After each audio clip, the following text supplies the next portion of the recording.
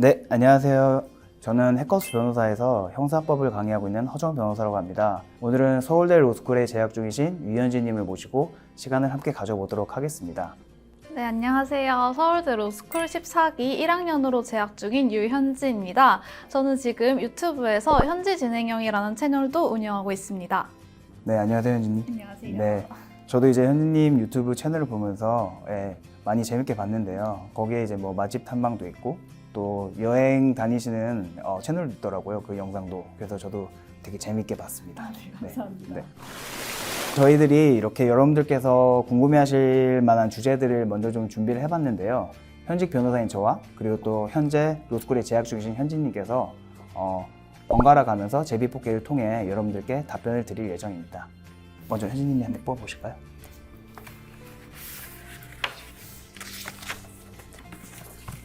아이디 민민님의 질문입니다. 로스쿨생에게 변호사의 현실을 알려준다면? 이라는 질문인데요. 저도 이거 진짜 궁금했던 점인데 네. 로스쿨 시절에 생각을 했던 변호사의 이미지랑 지금 진짜 변호사가 됐을 때 혹시 다른 점이 있었나요? 사실 로스쿨에 재학 중일 때 내가 변호사가 된 나의 모습을 꿈꾼다면 항상 이 법정에서 멋있게 변론하는 모습을 가장 먼저 떠오르실 텐데요.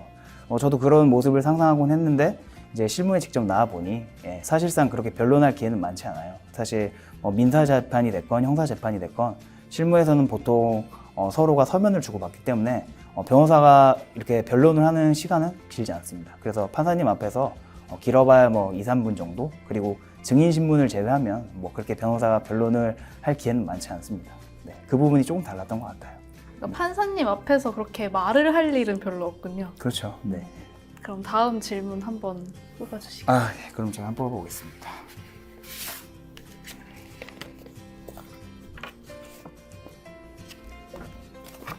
네, 아이디 우윤님의 질문인데요. 로스쿨 재학생에겐 어떤 고민이 있나요? 라는 질문을 주셨습니다.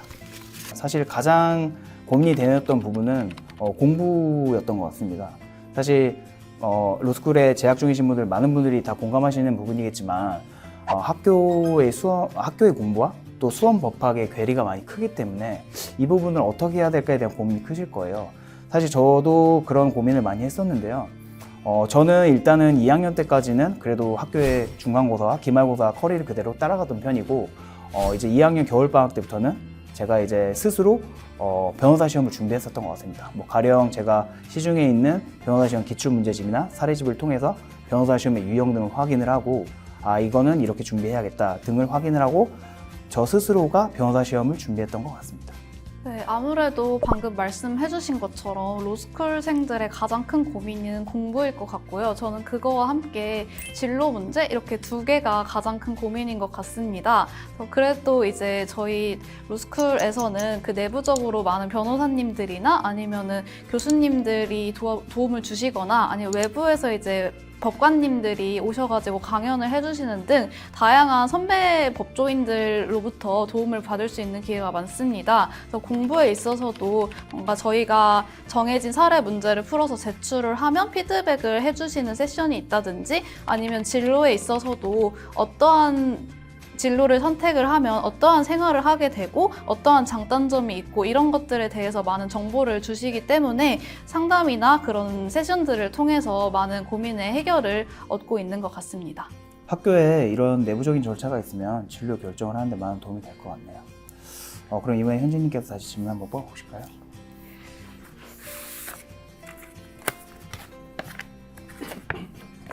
네, 다음 질문은 아이디 윌리엄님의 질문입니다. 로스쿨생의 학습 방법이 궁금합니다. 로스쿨생들의 공부는 크게 방학 중의 공부와 학기 중의 공부로 나뉘는 것 같습니다.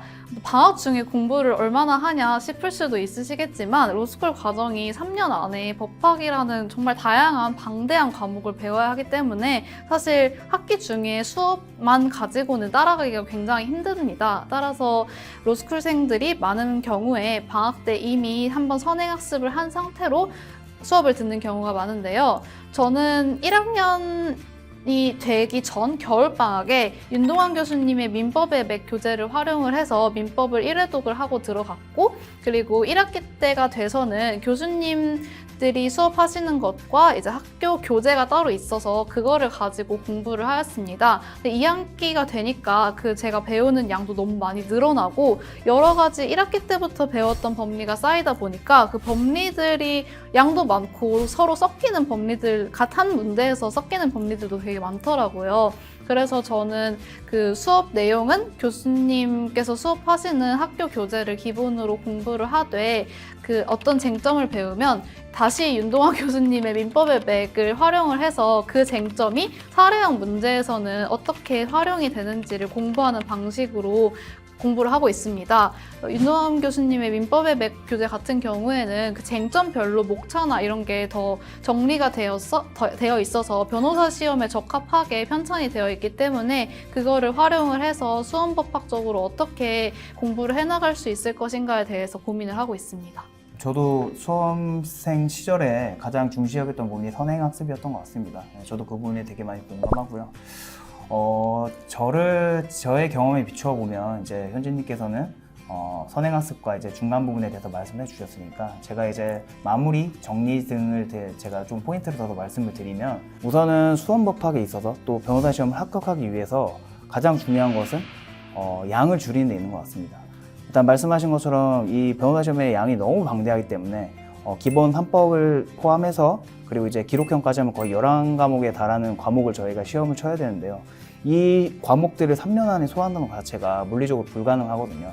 따라서 내가 알고 있는 것을 정확하게 시험장에서 모두 쏟아내고 나오는 게 중요하기 때문에 2학년 겨울방학 때부터는 이제 내가 정말 시험장에 들고 갈 책들을 정리하고 단권화해서 그 내가 볼 책들을 무한 반복하는 게 고득점의 비법인 것 같습니다. 그래서 여러분들도 이제 변호사 시험을 앞두고 계신 분들이라면 이런 방법을 통해서 고득점을 노려보시는 것도 하나의 방법이 될 것 같습니다. 네, 저도 변호사 시험이 그래도 조금 남은 1학년이긴 하지만 꼭 미리미리 선생님께서 가르쳐주신 방법을 활용을 해서 변호사 시험을 잘 준비를 해보도록 하겠습니다. 그러면은 방금 변호사님께서 말씀해주신 그 변호사 시험을 본격적으로 준비하는 시기는 보통 언제인가요? 제가 방금도 살짝 언급해드렸지만 사실 저 같은 경우 또 저 말고도 통상적으로 변호사 시험 준비는 2학년 겨울방학 때부터 시작하는 것 같습니다. 그래도 보통 8과목, 기록형을 제외하면 8과목이기 때문에 뭐 한 달에 한 과목을 잡는다면 그래도 겨울방학 때부터 준비를 해야지만 저희가 그 8과목을 다 볼 수 있고 또 사례형, 그리고 객관식, 그리고 기록형까지 계산을 해볼 때 통상적으로 그래도 2학년 겨울방학 때부터 준비를 해야지 그래도 변호사 시험 직전에 한 5, 6번은 회독을 하고 들어갈 수 있기 때문에 일반적으로는 2학년 겨울방학 때부터는 준비를 하셔야 된다고 생각합니다. 그럼 이제 다음 질문은 제가 한번 뽑아보도록 하겠습니다. 네, 아이디 바다님의 질문이고요. 로스쿨 생활은 어떤지 궁금합니다. 이 질문은 제가 이제 조금 가물가물하기 때문에 이거는 재학생인 현진님께서 먼저 답변을 해주셨으면 감사하겠습니다. 제가 로스쿨 1학년을 어떻게 보내고 있는지에 대해서 말씀을 드리면 저희가 지금까지 계속 공부 얘기를 너무 많이 한 것 같아서 조금 그렇긴 하지만 아무래도 로스쿨생의 생활은 학교 수업이랑 그 공부에 맞춰져 있는 게 가장 큰 것 같아요. 저는 지금 이번 학기도 전공 필수 과목을 5개를 꽉 채워서 들어야 하기 때문에 그 수업을 따라가는 게 가장 1순위인 것 같고요. 생활에 있어서. 다만 같이 공부를 하는 친구들과 이제 마음이 맞는 친구들과 같이 공부를 할 수 있어서 조금 좋은 점이 있는 것 같습니다.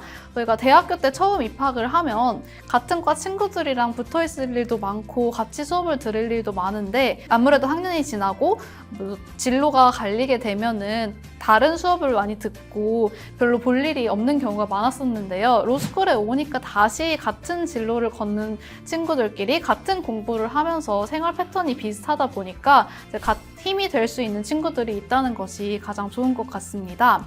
그리고 그런 친구들이나 공부 외에도 저는 지금 학생회도 하고 있고 동아리도 하고 있고 여러 가지 학회들도 있는데요. 로스쿨이 대학원이기는 하지만 학부 시절과 비슷하게 세터라고 불리는 새내기 배움터도 준비되어 있고 오리엔테이션도 따로 있고 그리고 축제도 법대에서 따로 진행을 하고 있거든요. 그래서 그런 것들을 통해서 이제 스트레스 해소도 하면서 공부도 하면서 지내고 있습니다. 현진님 말씀을 듣다 보니 로스쿨 시절이 계속 새록새록 떠오르네요. 저도 로스쿨 재학생 시절에 이제 2학년 1학기가 되면 실무 수습을 하잖아요. 저는 그때 이제 아까 말씀해 주신 것처럼 마음 많은 친구들과 중국에 관심이 많아서 중국으로 저는 실무 수습을 다녀왔는데 거기 중국 현지의 뭐 법조 시스템이라던가 또 변호사들의 생활, 또 그리고 뭐 검사들, 판사들의 생활, 그리고 또 저희와는 조금 다른 법원의 이런 위치, 검사와 변호사들 간의 관계 이런 것들을 보면서 저도 그때가 가장 행복하고 재밌었던 시절이었던 것 같습니다. 현지님도 기회가 되시면 실무 수습할 때 좋은 경험을 하셨으면 좋겠습니다. 저는 아직 실무 수습이 금지되어 있는 학년이긴 하지만 꼭 재밌는 경험 있었으면 좋겠습니다. 저희가 준비한 질문은 여기까지고요. 뭐 저희가 여러분들께서 궁금해하실 만한 질문들 준비해봤는데 저희의 이런 답변들이 여러분들 공부하시거나 생활하시는데 유익하게 도움이 되셨으면 하는 바람입니다.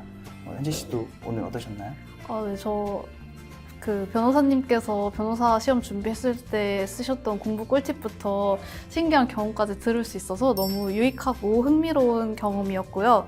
네, 즐거웠습니다. 그럼 마지막으로 이제 전국에서 로스쿨 다니시는 수험생분들 또 그리고 예비 입학생분들 이제 뭐 3년 이내 또는 가깝게는 1년 이내 변호사 시험을 준비하실 텐데요.